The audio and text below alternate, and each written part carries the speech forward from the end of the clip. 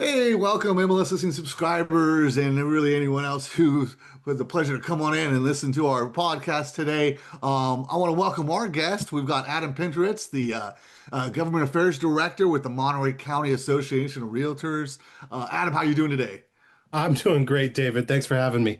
No, we're thrilled to have you. Thanks so much. It's been a while. I mean, I think it was like over a year ago we had you on right before the legislative day back in was it 2000, end of 2024? Yeah. And a lot's happened. Wow. Yeah, a ton has happened since then. So, we wanted to get you back on, and we'll kind of, see what's going on in Monterey County. We're coming off the latest legislative day just in April, which was fun. I was my first one. I've been telling people my first one. I went. I had a great time. Saw kind of how the whole thing works, and we had some great, we had some great victories there. Nice way to kind of start off the year.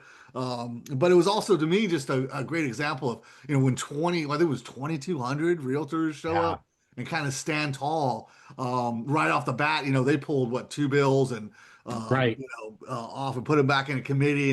And to me, it was just really showed the kind of the influence that we have as realtors when everybody kind of has that one voice, right? Absolutely. Yeah. It's our voices together that really move the needle. I mean, don't get me wrong. The team that we have advocating for housing and for property rights up in Sacramento is fantastic, right? They do their job year round and make sure that when we show up for legislative day as realtors, that they have it all laid out for us, right? They give us a briefing, they tell us the hot topics, the top issues, they give us an issues matrix, right? So that when we go in and meet in with our legislators, we're not just there to ask for the things that we're asking for, but we even have a matrix that tells us which things to thank our legislator for, right? When they voted a certain way or made a certain statement, right? So it's incredibly well organized, and it's a voice for the real estate profession and for housing. And frankly, I'd say we do more to move the needle on our annual legislative day than any other one group in the state. And I'm not just bragging, right? That's that we see that in the results.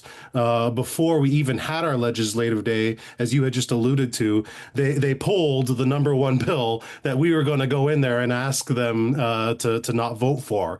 So it says something when the author of a bill is aware, like, oh gosh, there's thousands of realtors in town, and they're all going to be going to their legislator talking about my bill that they have issues with. Gosh, forget it, right? So right off the bat on AB 1157, which would have been effectively statewide rent control, in effect, basically repealing Costa-Hawkins. Right. And I mean, this was something that the voters of California unspoke just a few months ago, right? In November 2024, we resoundingly rejected Proposition 33, which was more or less the same thing.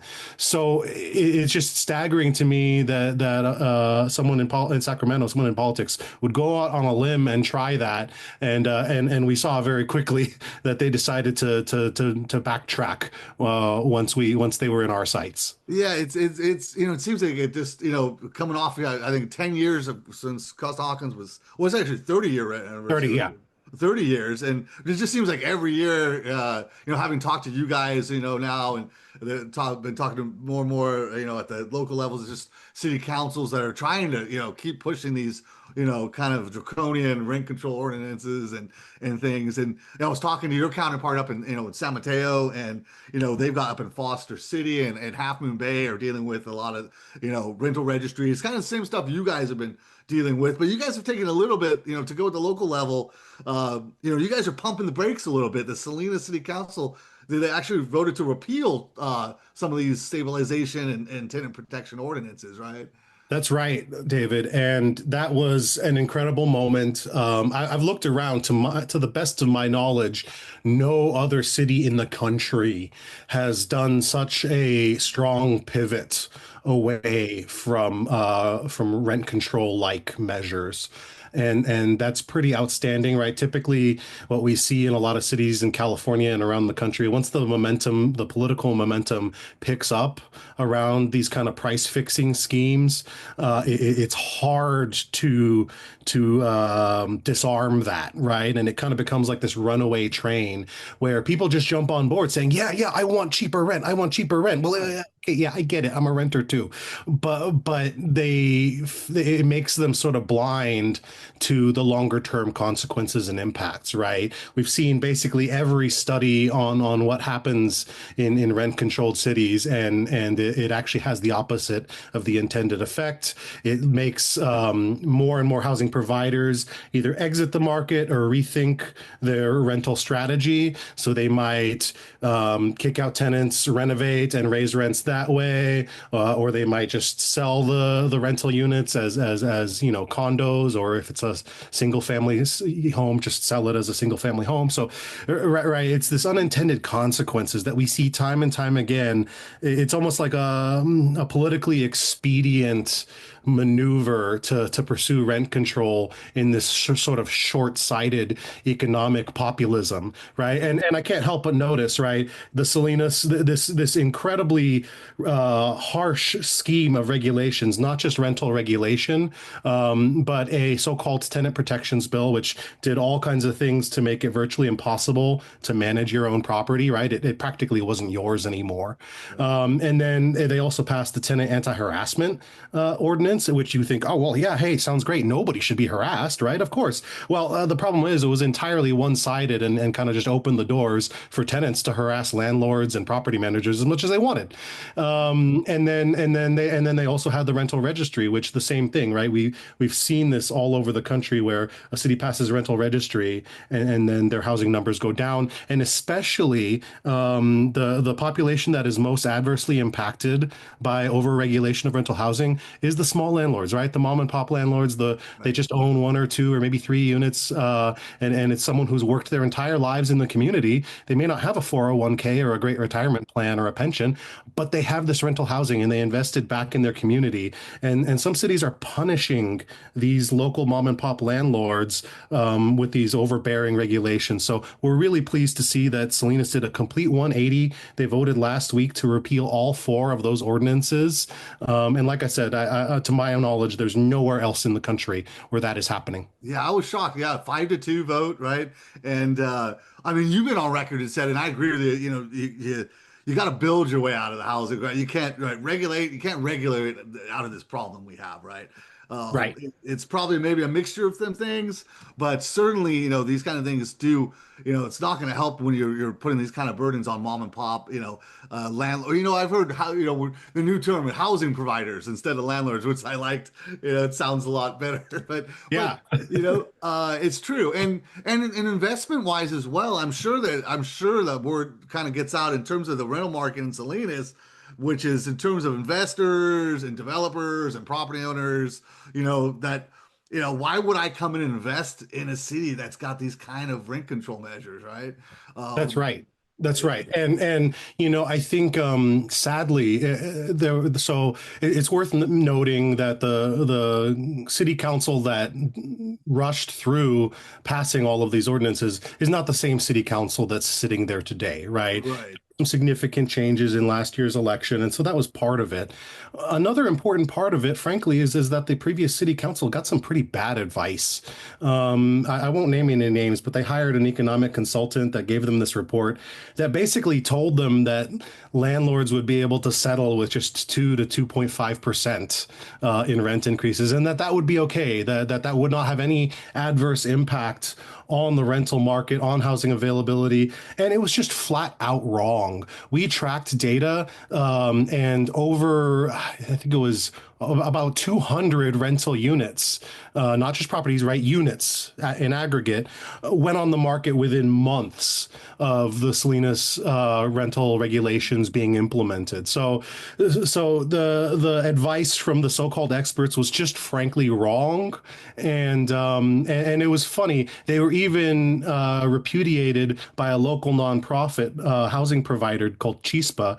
Chispa's leadership came out with a letter saying, "Yeah, yeah, even we as a nonprofit that's subsidized and that gets tax breaks, even we couldn't operate with a 2 or 2.5% increase on rents, right? We would need at least 5, which means that housing providers in the private sector are going to need even more than that.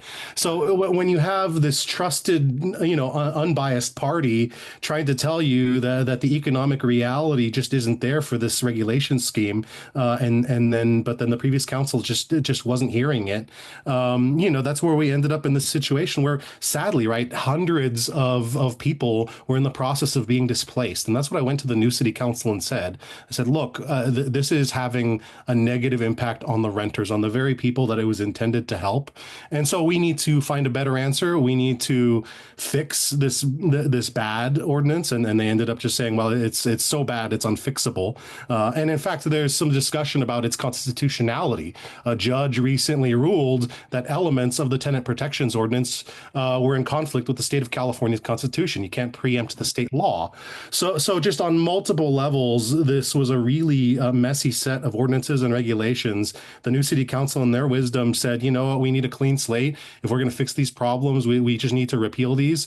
And now they're moving on to the next crucial step, I think, which they're working on developing a rental assistance program. And we've seen this be successful on a statewide level during the COVID-19 pandemic. We've seen it help renters substantially, meaningfully in the city of Monterey, right? It's targeted, right? Whereas rent stabilization, for example, in cities not like New York, it gives just as much benefit to affluent renters as it does to poorer renters, right? It's a one size fits all solution, which doesn't work. Whereas a rental assistance program can be structured to be needs based, right? So that the renter who's relatively affluent, who doesn't really need help, well, great, they don't need help. But then the renter who's, barely scraping by and who desperately needs some assistance can actually get a meaningful amount of assistance, right? Because even with a rent stabilization program in effect, that doesn't actually lower the rent. If they can't afford where they're living now, then rent stabilization isn't actually going to make them better able to afford it. Right. And at the end of the day, that's what we're talking about here, right? Affordable, housing and encouraging to have such a just such a difference between one year to the next. And like you said, it's not really seen a lot of times where, all of a sudden 4 ordinances is overturned from one year before. If you're enjoying this podcast, make sure to subscribe to our YouTube or Apple podcast channel so you never miss out on any future shows. From federal policies to local trends, we'll be talking with industry experts to keep you informed and up to date on matters that affect the real estate industry and your business. Available now, Oculus Web Widgets, convenient professional data for your marketing needs. Downloadable, interactive, and customizable charts and graphs. See 10 years worth of data for the city or zip code of your choice. Or build your own web widgets to add to your personal website. Generate leads and drive consumers to your website by downloading them today. Contact us at webwidgets@oculus.com to learn more about this exclusive benefit, only available to MLS Listings subscribers. Pivoting a little bit to Monterey then, because I remember it was a big thing with the rental registry came into effect. What, about a year ago? Was that? Yeah, that came into effect a little over a year ago, maybe a year and a half. And things have changed a little bit there too. Now, granted, the city of Monterey hasn't pursued anything extreme like rent control or rent stabilization or any of that, but they did have a pretty aggressive rental registry program. And we were at the table for the discussions and development of that ordinance, not because we supported it at all, but because we wanted to at least try and mitigate some of the issues. And as I mentioned before, one of our biggest issues is that these types of regulations disproportionately affect the mom and pop landlords. Mm-hmm. And so we were successful in the initial creation of the Monterey Rental Registry for creating a carve out. It was a mom and pop landlord exemption. So if you own three or fewer units, and you manage them yourself, you didn't hire a professional property manager, then you could just be exempt from the program. And we thought, that was a good compromise. It was the only compromise that we got in the development of that ordinance. And so it was incredibly disappointing when earlier this year, the council decided to eliminate the mom and pop landlord exemption. So the one compromise that was made was taken away. And it was especially frustrating because the city of Monterey rental registry information in particular, I think it was about upwards of 70%, it turns out, of the landlords in the city of Monterey are local mom and pop landlords, right? And so that part of that created the problem was that then the program was underfunded because, right, we were expecting less than half of the everyone thought less than half of the landlords would be local mom and pop, and so the exemption numbers would be manageable. But with the majority of landlords turning out to be mom and pop landlords, the program was underfunded. The data set that they had collected, right, was less than half of the data of all the rental housing. So they argued that this was incomplete data. It wasn't really meaningful information for policy making decisions. And so they eliminated that exemption. And so that's one area where, unfortunately, we've had a bit of a backslide from what we felt was a good compromise that would hopefully protect mom and pop landlords, right? Prevent them from exiting the housing, from not being housing providers. And so now with that exemption gone, we are starting to see a slight uptick in the sales from those landlords. I think the saving grace is probably the fact that we defeated Prop 33, right? So at least they're not subject to all of the state regulations. They're still exempt under Costa-Hawkins.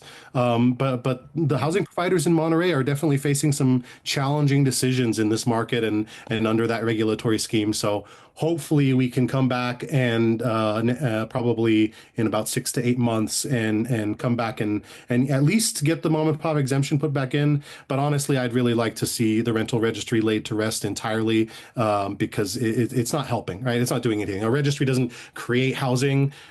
Cities justify it by saying, well, we need the data in order to make informed decisions about housing. Well, that the reality is that housing data is available for sale, right? You pay a couple $100 to the right data vendor and you have all the information you need. You don't need to spend $500,000 collecting it with city staff and their high salaries, right? It's nonsensical, the idea that we need to have cities collecting this housing data themselves when they are not data professionals, right? That's not their business.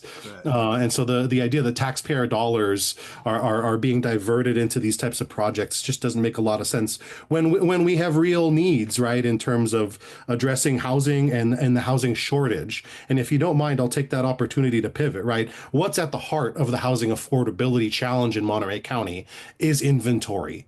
It's always been inventory. I think I mentioned this last year on the podcast. In the 60s, the 70s, and even the 80s, we were building thousands of units in Monterey County of housing. And then in the 90s, when we were hit with the cease and desist order from the Public Utilities Commission, which put a moratorium on new water meters on the Monterey Peninsula, what essentially happened was the housing production in Monterey County dropped by over 50%. So now on a 10-year basis, we're building less than 500 units, more or less, right? This is from U.S. Census data. So we're building less than half of the housing that we used to build. And this is reflected also in our RENA numbers, right? In the regional housing needs allocation, we've been in deficit for decades. All of our jurisdictions, all of our cities and the county have been building less than half the housing that they need. And that deficit has compounded over the past 30 years to the point where now these cities are crying, oh, boo-hoo, I have to build, 1,000 or 2,000 or 3,000 housing units. It's impossible. Well, it's impossible because of past failed leadership to address this problem. Is it unfair that the current councils and the current residents and taxpayers are now burdened with this? Yeah, it's totally unfair, right? I mean, if you're looking for someone to point the finger at, not that that's helpful, right? But look to the councils from the past 30 years, right? Because they clearly did not take the steps necessary to ensure our community's futures, and they made, I guess, the decisions that they made with the information they had at the time. But it's really time for leaders to stop passing the buck and get serious about building housing. And here in Monterey, on the peninsula, part of the problem with that is that we don't have water, right? We're still under that water meter moratorium, and that's not going to be lifted until we have adequate water supply. Now, there's two approaches to getting the water supply we need. One of them is recycled water, and that project has recently been expanded. So we're told that there should be new recycled water allocations from that expansion coming later this year. Now, that doesn't mean that the water meter moratorium is gone. So if all we get is the recycled water new allocations, then all that really does is it means that some property owners might now be able to build an ADU with a full kitchenette and bathroom, or add a second bathroom to their home, right? You can't add a new meter still, but that's still good. That's better than nothing.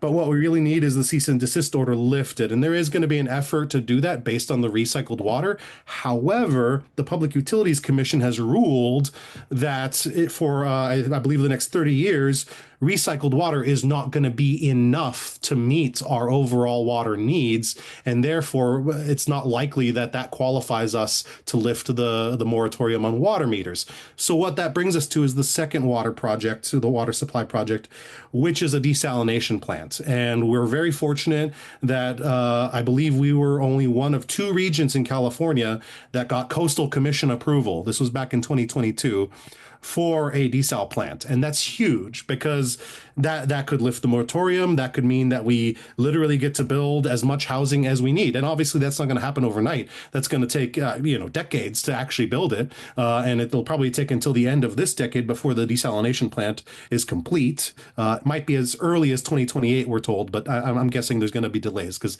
that's what happens, right? But the point is that desalination is going to ultimately help address our housing supply problem, which in turn will allow us to begin addressing the housing affordability problem. Like you said earlier, and like I've said to my city councils around here, we cannot regulate our way out of the housing problem, but we can build our way out of it. And if we have the water on the peninsula, we can build the housing needed on the peninsula. And that's going to help Salinas and the Salinas Valley too, because the housing problem on the Monterey Peninsula has been getting exported out to the Salinas Valley, as people can't, as workers on the peninsula can't afford to live there. They just live further out in Salinas Valley. So we really need this as a regional housing solution, and to help people just find a place to live, but also hopefully help stabilize the cost of living.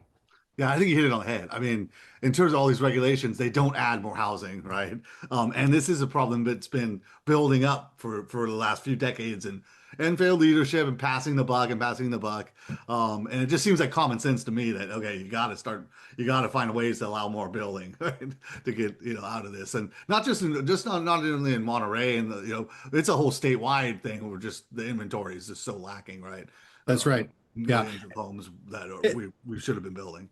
And sort of it's a regional issue, right? We need to embrace the fact that this problem is interconnected regardless of city. And I mention that because I personally am a resident of the city of Marina. And the city of Marina has spent millions of dollars in lawsuits opposing the desalination plant. And I'm not going to get into the reasons why, but as a taxpayer in Marina, I feel deeply uncomfortable that they're fighting this. And it's especially awkward because Marina has a separate source of water from the rest of the peninsula. Mm-hmm. And so they've been able to build over 3,000 housing units in the last couple of years. Now, granted, those didn't happen over just the last couple of years. Many of them were in the pipeline for 2 decades. But because Marina has been able to build more housing, their argument is that we don't need to be part of this wider housing solution for the peninsula, and we don't want this desal, some of them, that wouldn't even be located in the city of Marina, just next to it. But principally, the problem is they've spent millions of dollars on lawsuits and lost.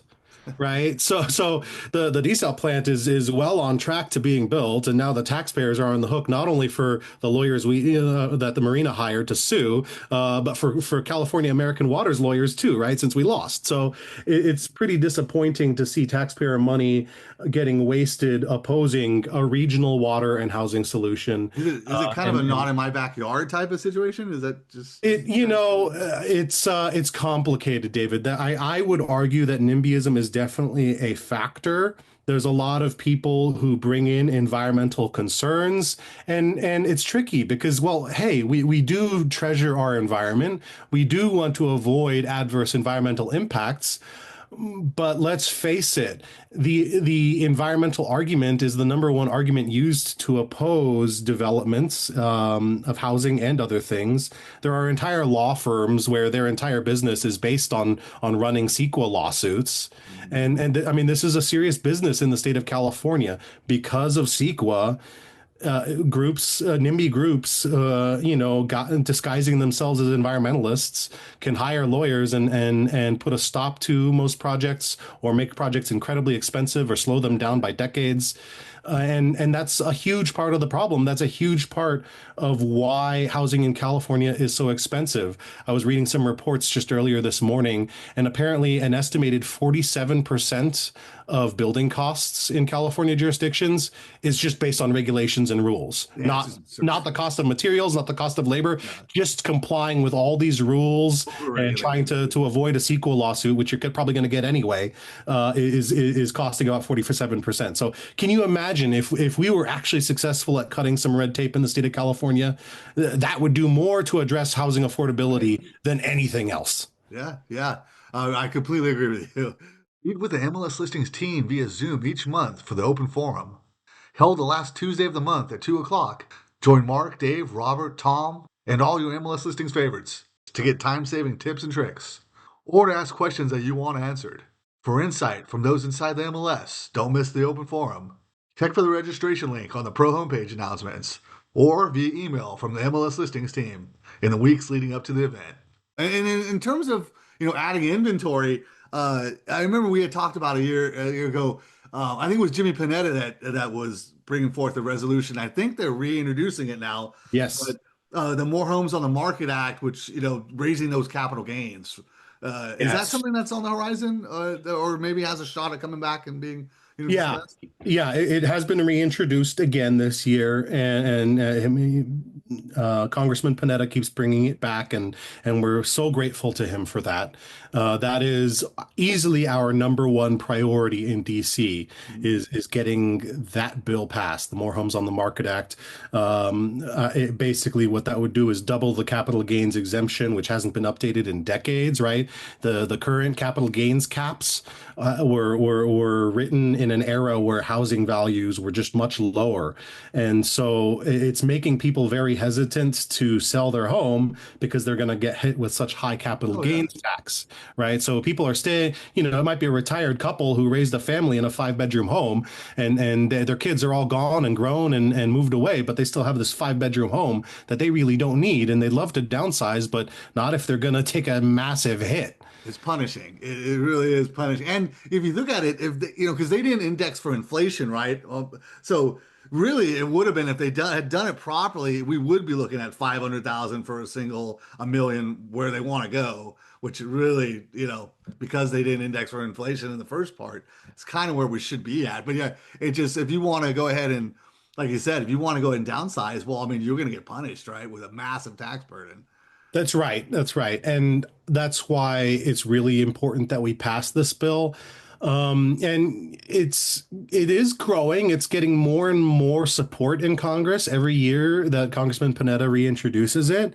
Mhm. I think that's a symptom of housing affordability becoming more of an issue across more parts of the United States, right? This used to be sort of a coastal urban area problem for the most part. And so only representatives from coastal urban areas were really getting behind it. We're seeing more and more representatives from different geographic and demographic areas of the country jump on board, I think because the housing affordability crisis is starting to hit their constituents as well. And on the one hand, that's sad, right? That the problem is spreading, but hopefully that will create the impetus to do something about it. It's hard to read the tea leaves. We have a pretty contentious Congress, and that's not going to get any easier next year with in an election year. So will it pass or when will it pass? I don't know. But I'm hoping because it's a bipartisan bill, because it's something that is affecting pretty much everyone in some way or another. I hope that the political will and impetus can be found to make it happen.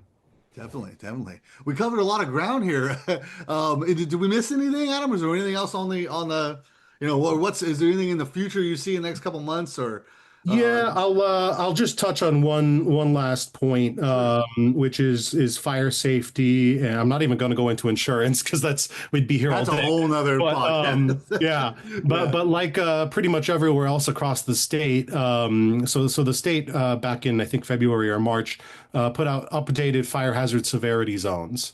Now, previously, no jurisdiction, no city in Monterey County had a local ordinance for defensible space. And because of that update from the state earlier this year, they've all been required to develop a local ordinance. So all of the cities in Monterey County are currently developing their local fire safety and defensible space ordinances. And what that's going to mean for people in the real estate profession is a change in how you fill out your disclosure form. So previously, it was unfortunate. It's unfortunate. It was actually pretty easy when you could just check the box on the disclosure form. No, there's no local ordinance. Done. Right now, because there are local ordinances, you've got to actually go through the paperwork and make sure you're in compliance with them. And so that's something that I just want to mention so that both the realtors who are here in Monterey County, but also any realtors from other parts of the region who come to visit, please be aware that's a new change around here. And feel free to give us a call at MCAR and we'll try and help you figure that out. Fantastic. Yeah, insurance. We're planning on having a podcast in the future. We're talking about, I mean, obviously, insurance is a huge problem, but we'll save that for another day. What about for agents here or realtors, who are watching and says, I mean, maybe I need to get involved, a little bit. I mean, you guys do you guys are fighting the good fight, going to the city council meetings. You guys also have a realtor action fund, right? That realtors can donate to. What would be your advice if just a realtor listening to this podcast and hey, I want to get involved, because this affects my business as well. Um, Yeah.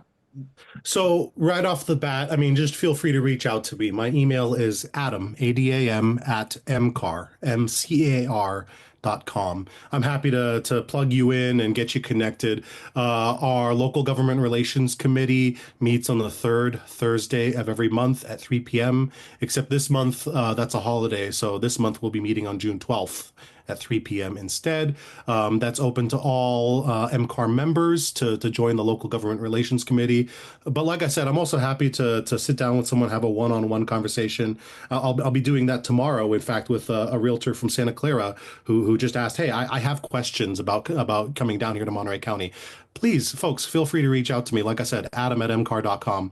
I'm happy to give you some one-on-one time and help you get oriented with Monterey County and with how can you step up and get involved, whether that's in Salinas or in Monterey, right? I like to be targeted and specific about my asks. When I ask realtors to step up, I ask them to step up in their community because then that has so much more meaning for them personally and for that community.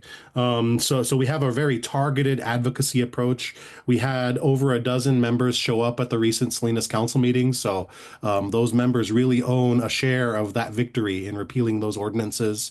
And so I would really encourage, if you want to get your feet wet with realtor government affairs and government relations, join me on June 3rd in Salinas at City Hall. There's going to be the last city council meeting to vote for the repeal of the ordinances. So I like to say, join me for the victory lap. I don't know if this podcast will come out in time, but hopefully, or else you can just read about the success later.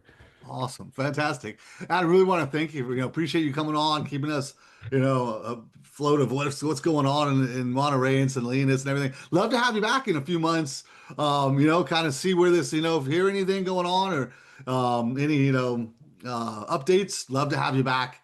But we really appreciate you taking the time to come on here.